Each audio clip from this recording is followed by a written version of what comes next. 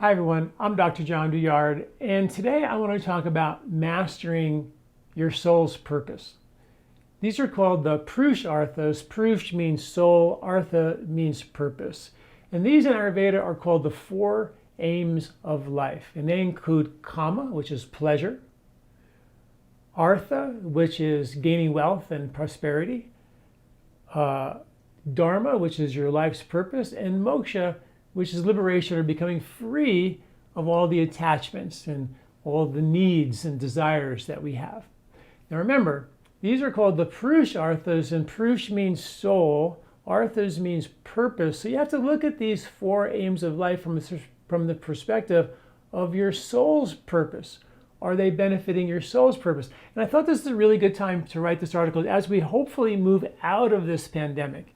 You know, in 1918, when that pandemic was ended, there was a massive surge in religion and spirituality around the world, a belief in a higher purpose. And I believe the same thing will happen again because we've lost so many loved ones and it's been such a hard time. I wrote an article not too long ago called God is Back, the Science of Spirituality. And it was an article that talked about how, you know, science has been attempting to prove to us that there is no God, it's all science, right? And in 23%, right now there's a 23% reduction in people going towards religion. So religions are sort of declining. And the newest research, the quantum physics research, is saying that, you know what, there is a fact of God, that there's fields of intelligence, that there are unified fields that are informed or intelligent, and they actually are a higher organizing power, which you should probably call God.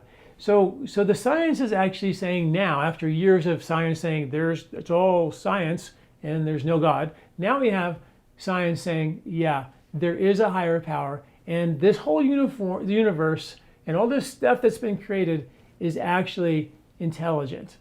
And in one study reported, it said that saying that there's no God or there's no intelligence in the universe, it's all random, is like saying a hurricane would go blow through a junkyard, and by blowing through a junkyard, assembling a brand new, not brand new, but a perfectly working operating airplane. You can get in and fly.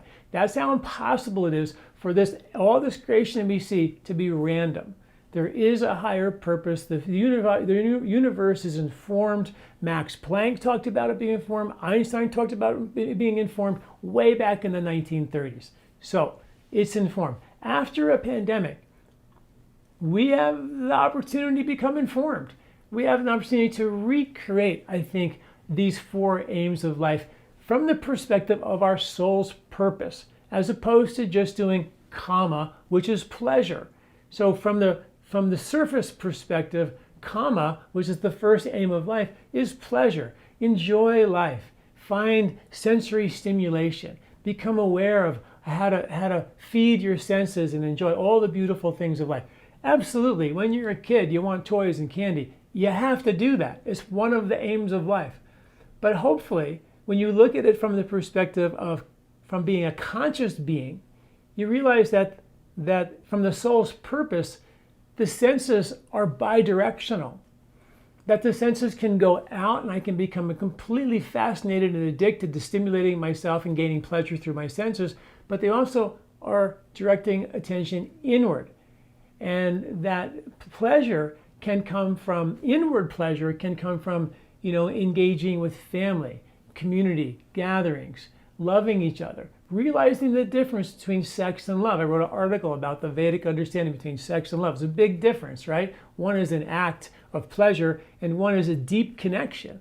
And all these things matter in the world of kama. So to master kama, you have to master not just pleasure, but a pleasure that feeds your soul. And the soul is the part of you that is eternal from that perspective, from the spiritual Vedic perspective. And that all the pleasure you gain with your senses mean nothing. It's like taking the next aim, the next Purushartha, which is artha, which is wealth, Same thing. You gain a lot of wealth and you gain a lot of prosperity so you can be successful in the world and have shelter and food over your head. Sure, that makes sense, but you can't take it with you.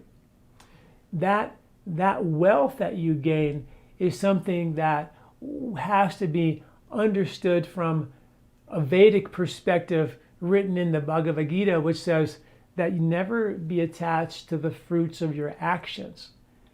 And, I give you a gift. I don't need a reward. I've told you about the studies on hedonistic giving and eudaimonic giving. Hedonistic giving means I give you a gift, but I have a little attachment to the reward. I want you to like it. I want some praise here, right?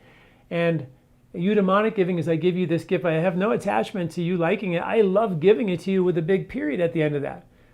And when I give in that way, without attachment, it has a positive effect on your genetic code. When I give with an attachment, it has a negative effect on the genetic code. So when you are giving from that perspective of no attachment, who you're giving to can tell the difference between you wanting something in return and giving it freely. And artha is gaining wealth, but being not attached to the wealth, not attached to the prosperity, not attached to all the physical things that you get so you can become comfortable. Now there's value in having a roof over your head and having food and be able to feed your family. That provides comfort. Comfort enough where you can feel safe enough to turn your attention inward and become more self-aware and explore our inner space as opposed to being so fascinated by this outer space of the material world, right? So that's artha. The difference between artha on the surface, just gaining wealth for wealth's benefit and having a lot of money in a big house, or looking as an opportunity to not be attached to those wonderful things and be aware of what the real truth of this purpose of life is, which is to go deeper within and support the evolution of our soul, which doesn't care about stuff. It cares about love and giving and kindness and those high moral ethics. And those moral ethics are called dharma, which is the fourth Purushartha, the fourth aim of life, sometimes called your life's purpose, your duty. A lot of people think, oh, it's just your passion. Do you have your avocation and your vocation the same? Are you passionate about your life? And then if I can get that thing that I'm passionate about, I did my dharma. Well, not quite. Because just having passion in your life is one part of it. The other part of it is realizing that dharma means duty, ethics. It's the unwritten rules of nature, respect, honor, discipline, purpose, righteousness, responsibility. These kinds of high ethics and moral values, if you live them in sync, then you begin to start to live your life in sync with the natural rhythms of nature, the organizing power of nature. You begin to flow in a river of life that's sort of guiding you to something that is your passion. So the way to get to your passion is to follow these ethical rules, which is what dharma means, of being good, kind, compassionate, giving, loving, caring, following the rules of honor and respect. And then you find your passion that way. So dharma comes from these rules, which we don't like anymore in this culture because we just don't, who needs to follow the rules anymore? No one seems to do it. So I can just go do it. I just go get what I need to get. But Ayurveda was really clear. You must follow these ethical and moral values, and then your passion will follow. And that's truly your dharma, to find that passion from a deep connection to the rhythms of nature. And when your kama is for the purpose of your soul, and your artha, gaining wealth and prosperity, is for the purpose of your soul, you're not attached to the fruits of your actions, and your dharma, it has become, for the purpose of your soul, then you can achieve moksha, which is the final liberation, is what that means. It means to be free of all these attachments, humble. You don't need reward, praise for anything that you do. You don't live in the illusion of needing to be fulfilled by desire and the material world and fame and fortune. All that stuff is like, yeah, great, you can have it. But somehow deep inside of yourself, you can't take it with you. And it doesn't continually fill you up. It's a dopamine reward chemistry which is fleeting. It doesn't deliver. The science tells us clearly, the more you stimulate the nervous system to make dopamine, the more stimulants you need, the more kama, the more artha, and the more dharma you need from the superficial perspective. But they never fill you up completely. It's a self-limiting hormone, dopamine, reward chemistry. Where oxytocin, the longevity hormone, the more you give love, care, and support and have these values living in your life at a deeper level, the more oxytocin you make. You can't run out of it. You make an unlimited supply. The more you give, the more you love, the more you care, the more of this longevity hormone you make. And that's the difference between the superficial look at these four aims of life and the deeper perspective from the soul's purpose. Really, really important. And that's what moksha is. And moksha means you're living free of those attachments and desires. So you're really living sort of a life deeply content, sattvic in nature from the Ayurvedic perspective. And, sort of in the image of God. You've aligned yourself with a higher purpose. You've aligned yourself and that there is, a higher intelligence here that's running the show. And you've surrendered your life to that without, you spending all your energy manipulating your environment to get fed in some superficial, fleeting manner.